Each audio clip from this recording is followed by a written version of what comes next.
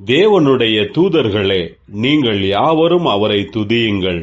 அவருடைய சேனைகளே, நீங்கள் யாவரும் அவரை துதியுங்கள்.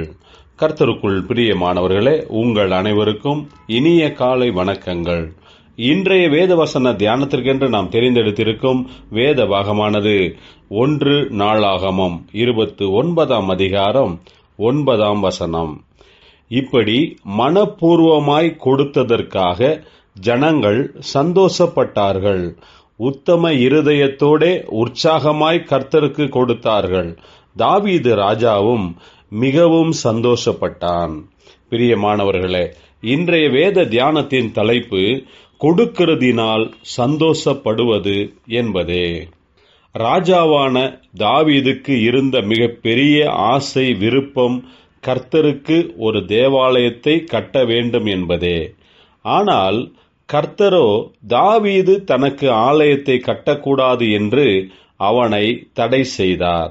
ஏனென்றால் அநேக யுத்தங்களை நடத்தினபடியால் தாவீதின் கைகளில் இரத்த கரை மிகுதியாயிருந்தது.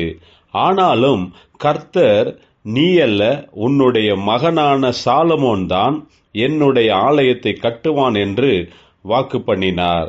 ஆலயத்தை கட்டுகிறதற்கு அநேக பொருட்களையும் தாவீது ஆயத்தம் பண்ணி வைத்திருந்தான். தன்னிடம் இருந்த பொன், வெள்ளி அனைத்தையும் கர்த்தருக்கென்று கொடுத்தான்.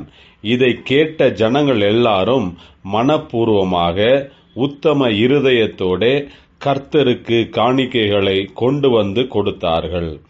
கர்த்தருடைய ஆலயத்தை கட்டுவதற்கு கொடுத்ததினால் ஜனங்கள் மிகவும் சந்தோஷப்பட்டார்கள். தாவீது ராஜாவும் மிகவும் சந்தோஷப்பட்டான்.